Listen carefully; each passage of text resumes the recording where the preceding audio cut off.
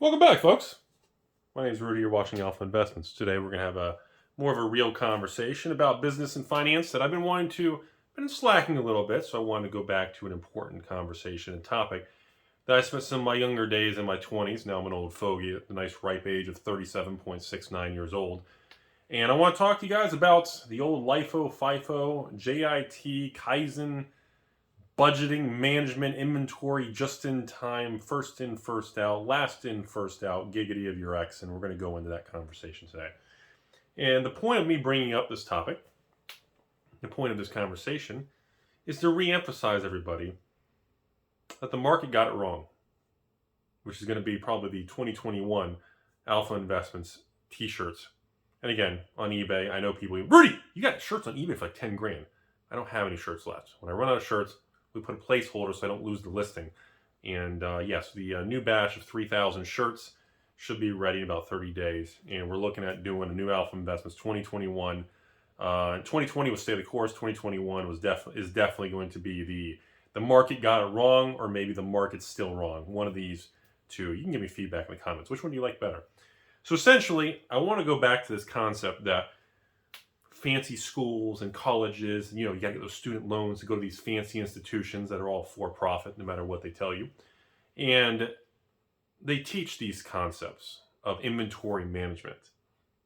And I want to give you all a very personal story about 2020 and what happened to me with Alpha Investments and why I was able to just buy the living hell out of collections in 2020 when everybody was in the panic, world's on fire, this is fine. Rudy, everybody said you can't use Sandy wipes and bleach on a Black Lotus, just shenanigans. So in 2020, about March, April range, I got phone calls from multiple distributors. And they told me, hey, Rudy, just a heads up. I know you sell a lot of standard magic boxes and all this stuff between your stores and online and Patreon and all this stuff, and et cetera, et cetera. We all know this. And I said, yeah. And they said, well, just a heads up, Wizards is closed. The main distribution hub and the freight trucks, we can't get you more standard. We're warning you in advance. It could be many months. We don't know what's going to happen. And I said, whoa, okay. This was around the time of like a Korea launch and different things. And so you could get the launch release product with restocks and special orders and large pallet size for standard boxes. Essentially, I was getting warnings saying, Rudy, just a heads up, bro. Nothing's coming in. I said, okay, looks like we're going to be hunkering down here. And at that particular moment, I hung up the phone. And I was actually at one of my warehouses at the time. And I put the phone down and I sat down for a minute. And I was asking myself, okay, here we are, second quarter 2020. Essentially, all supply is going to be shut off.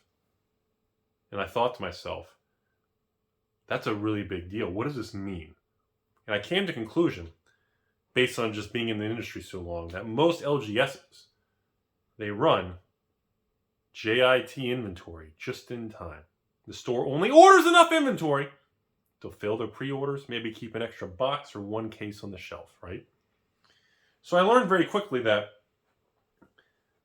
if this shutdown continues past a couple weeks, which I knew immediately because it's just my experience with government and the way the world functions, it's going to go a long time.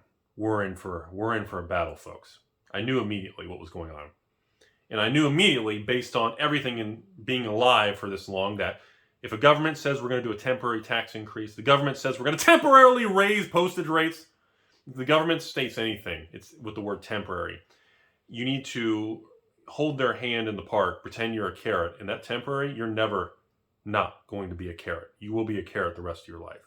And I knew immediately that this shutdown that was going to be a week or 2 weeks or whatever it was going to end up stretching on for a very long period of time. And then after that, was going to have tremendous collateral damage for many years. Could be 1 to 5 years. So here we are, almost going on 2 years later, a year and a half later. And that was a very big turning point. Because everybody who's been taught in business and finance and grocery store and retail and everything is taught to run thin inventory.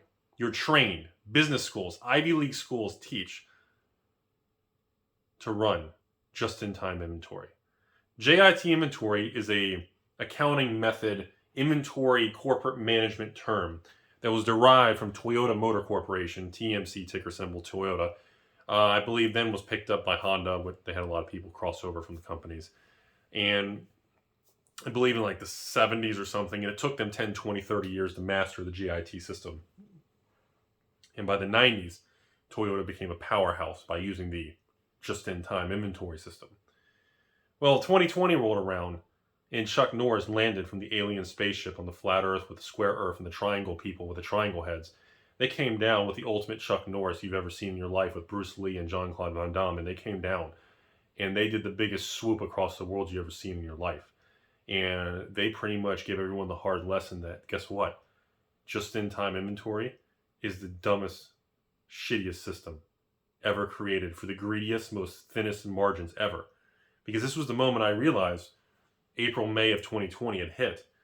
And Rudy, who stockpiles and overorders inventory, this and that, and doesn't worry about it because I'm not trying to make every perfect penny possible, I realized I was essentially going to become the only game in town for 1, 2, 3, 4, 5 months with inventory. And I knew immediately in the following 30, 60, 90 days, inventory was going to dry up and every store in the country was going to try to sell whatever they had left on the shelf online to raise capital. And then I knew immediately right after that, inventory was going to be like a desert. And I knew immediately I turned around, I stood up in my chair in that warehouse, I turned around, and I'm sitting on pallets of every single product. And suddenly the guy who was hoarding product and overdoing this and that and obsessed with cardboard is now the only game in town for the next 1 to 6 months. And at that point in time, my Patreon went crazy. Customers went crazy. Hundreds and hundreds of emails a day of people begging and signing up for Patreon and went through the roof. And that was the moment, if you don't remember, in the first quarter, second quarter of March, April, May of 2020, I even announced I had to put a lock on the Patreon account because the demand became so extreme I would not be able to function and run the business correctly. And of course, everybody thought it was a scam, and Rudy's going to run special sales where once a month he reopens and all this dumb stuff. Typical internet makes up more fake news than real stuff, right? Everything just comes up with these weird conspiracy theories. So here we are a year and a half later, and it worked out really well. And I decided, of course, here to readdress it in the future, and here we are a year and a half later, and I'm very happy with it. And I still don't have any plans of changing that system or leaving an open, endless amount of people to sign up. I like the way it is. I like the stability of it. And it worked. And at that point, moving forward, the demand for my Patreon, my services, and me selling product and the videos was permanently changed forever as we progressed through 2020, also known as the greatest wealth transfer in modern U.S. history, in my personal opinion. And then what I didn't see coming was by the time the third, fourth quarter started to rear its head, the amount of government printing had caused so much inflation and money sloshing that all these collectibles that I was selling and being involved with decided to get on a rocket and just skyrocket themselves to the moon at the fastest appreciation I've ever seen in my life. So looking back on this, to swing the video back, the market got it wrong. The market was wrong, in my opinion, for the last 30 years. Since the 90s when Toyota said JIT inventory management just in time, in other words, Toyota developed a system that they would order 1,000 engine blocks, okay, knowing they had 1,000 orders in vehicles for next month. So 1,000 engines would come in, they would pay just for the 1,000, they would use the 1,000, sell the 1,000 cars, and the inventory would be just enough to fulfill the quantity of cars and the details needed to manufacture each vehicle without any excess inventory sitting in a warehouse.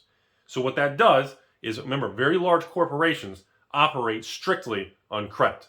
Toyota, all these companies have multi-million, if not billion-dollar lines of credit, or they issue billion-dollar corporate bonds, which are usually investment grade, A-rated, AA-rated bonds at some stupidly low couple % interest rate, and they have tremendous amount of liquid cash. Now, most companies use these lines of credit for day-to-day operations. Therefore, the more money they have sitting in inventory or excess automotive parts or excess boxes on a shelf or anything, that is money that's tied up in inventory that they have to pay interest on. And that interest milks their bottom line or their EBITDA or their earnings before it milks and squeezes their margins. So business schools and all these very fancy, well-dressed individuals create these corporations and they implement these systems and they utilize Kaizen improvement, which means continuous improvement type thing. Six Sigma and all these stupid workshops and all these continuously sliver, continuously tighten, ratchet one more time, make the margins slightly better every time. So the next quarterly report is slightly better on the growth scale. The margins improve, which is catnip to Wall Street. And now, coming out of 2020, we've learned one of the most critical things of modern business, infrastructure, life, accounting, inventory. And that is this thin margin, low inventory concept for the most profitable, thinnest, leanest setup is wrong. And it sucks, it's broken, and it's never going to fucking work again. That shit is dead. And moving forward, you're going to see companies and younger people take over companies and the old guys be moving on. We're going to notice, and you're going to notice, that companies and management is going to evolve over the next 5 to 10 years. And one of the biggest industries that my family still has ties to is going to be restaurants. In the restaurant world, there's never been more of a just-in-time inventory, FIFO, LIFO. FIFO is first in, first out. LIFO is last in, first out. Restaurants usually operate on FIFO, first in, first out. So in other words, if you get 100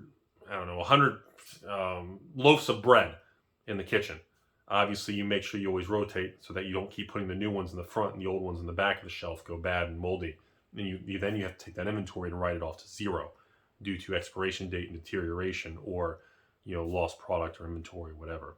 Obviously, unfortunate in the collectible world, we don't run into those type of things. Collectibles don't expire and deteriorate in value.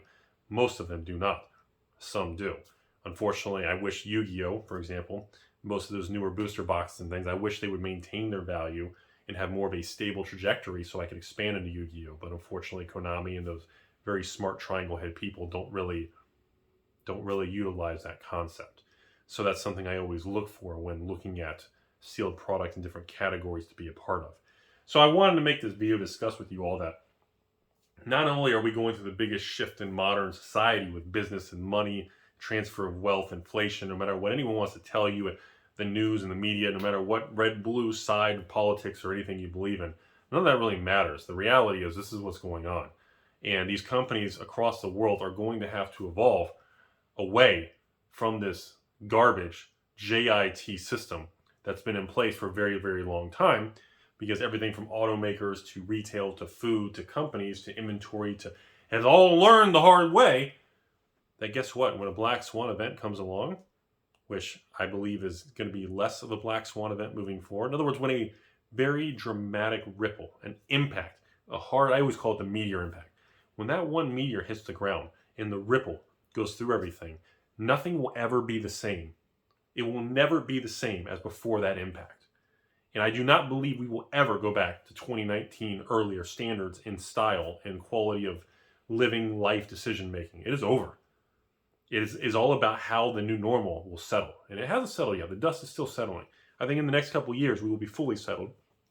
But I also believe the volatility of bigger mass events are going to become more constant.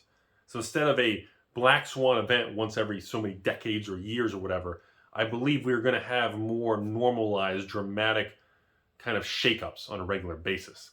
And companies are going to learn that they're going to have to restructure to be prepared to handle these disruptions on a regular basis. And therefore, once again, yes, I did go to college. I did the corporate thing in business school and all that. For whatever stupid reason, just to disclose that. But in reality, the stuff they taught, and a lot of that stuff is no longer valid. Okay?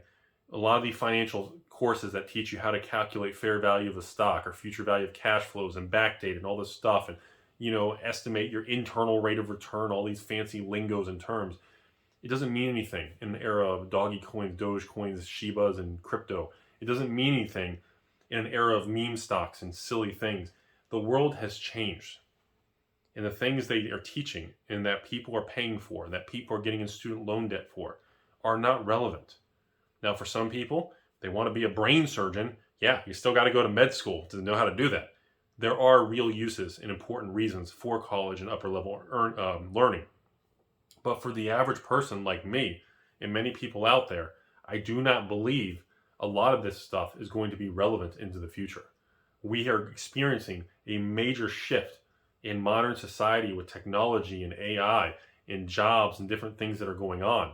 Everybody knows it. You don't know why, but you go out in public and we see it. You see the now hiring. You see the inflation. You see the subtle changes that happen on a slow day-to-day rate that you do not quite understand. The brain sees it, but the brain doesn't know how to respond to it yet. This is exactly what happened when I went public in 2016 on YouTube. People saw my channel.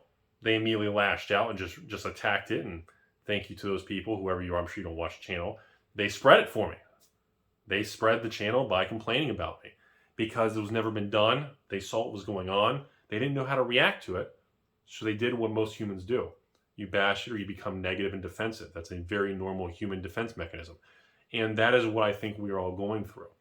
And I feel moving forward, this whole concept of continuous improvement, just-in-time inventory, thin margins, thin inventory levels. For the people who want to stand the test of time, you cannot run or operate a business on that concept and on those principles anymore. It requires more capital now than ever, more unforeseen, more volatility, more bad things, more theft, more disputes, more fraud, more issues.